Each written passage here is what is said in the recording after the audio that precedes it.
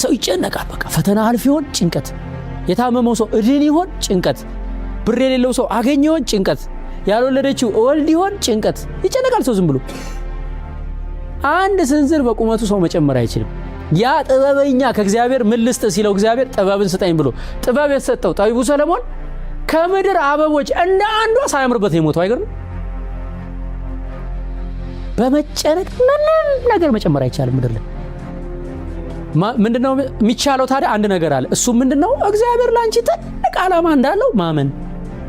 የሚታመን አምላክ ነው። ገብቶሻል?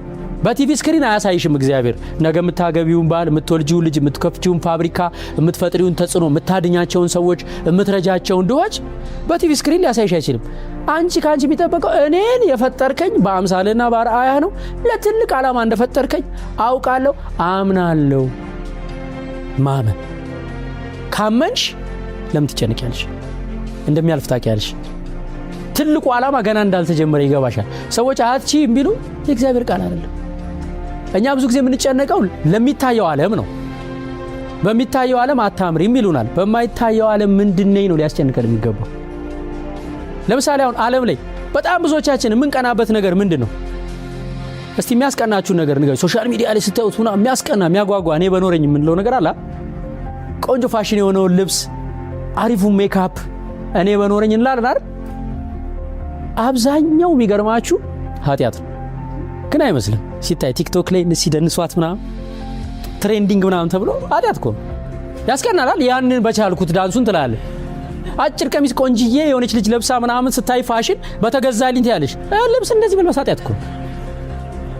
ሲያግበሰብስ ሲበላ የሆነ ሰው ያይተን በበላው እንላለን። ማለት መብላት ጽድቅ አይደለም አይደል? ይኸውላሽ ድሮ አባቶቻችን በጽድቅ ነበር የሚቀኑት። ለምሳሌ ሐዋርያቱ የኢየሱስ ክርስቶስን ስም መስክረው ሲሰዉ ረጅም ሰዓት እና አቡነ ገብረ መንፈስ ቅዱስ አባቶቻችን እና አቡነ ተክለ ሃይማኖት ረጅም ዓመት ቆመው ጸልየው እግራቸው ሲቆረጥ ክንፍ ሲሰጣቸው ባህር ውስጥ ቆመው ሲጸልዩ በነ ቅድስት አርሴማ በነ አቡነ ገብረ መንፈስ ቅዱስ ነበር የሚቀናው ድሮ። አሁን የሚቀናው በነ ኪም ካርዳሺያን እንትኗን ሰርጀሪ የተሰራች ሴትዮ ማለት ነው።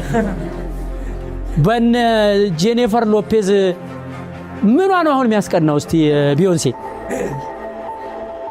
ግን በትውልድ ግን በጣም ይቀናል እሷን ለመሆን አይደል? እሷን ለመሆን እንጓጓለን አይደል? ቢዮንሴ ብንሆን በጣም ብዙዎቻችን ደስ ይለናል። የቢዮንሴ ህይወት ካንቺ ህይወት አይበልጥም። አይገርምም? አንቺ ነሽ እግዚአብሔርን የምታውቂው። አንቺ ነሽ ስትመገቢ የምታማትቢው። አንቺ ነሽ የምትጾሚው። አንቺ ነሽ በእግዚአብሔር ፊት ተንበርክከሽ ስሙን የምትጠሪው።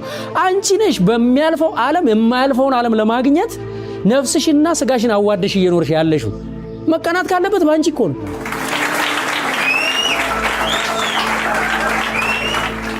ሰው ከእግዚአብሔር በተለየ ሰው ከእግዚአብሔር በሚለይ ቁስ እንዴት ይቀናል? ግን አብዛኛው ጭንቀት ውስጥ የሚከተል እሱ ነው። የኔ ጸጉር አያምርም፣ የኔ አፍንጫ አያምርም፣ የኔ ሞባይል አያምርም፣ ፎቶ ፖስቼ ላይክ አልተደረገልኝም፣ እናት ያልወደደችኝ አትውደድሻ። እንኳን አንቺን ኢየሱስ ክርስቶስን እኮ በምድር ላይ ብዙዎች አልወደዱት። አለመውደድ ብቻ አይደለም ገርፈው ሰቀሉት አይደል? ከሱ በላይ የሚወደድ ነገር ነበር በምድር ላይ? እውነት በተናገረ የተራበ ባበላ የተጠማ ባጠጣ አይነ ስውር ባበራ ሽባውን ተነስተ ሄድ ያለውን አልወደዱትም። ዓለም ሊወድሽ አይችልም። ባይዘው ከእግዚአብሔር ጋር ግንኙነት ካለሽ ዓለም አትመቹ። እንድትመቹ እንዳትጠብቂ።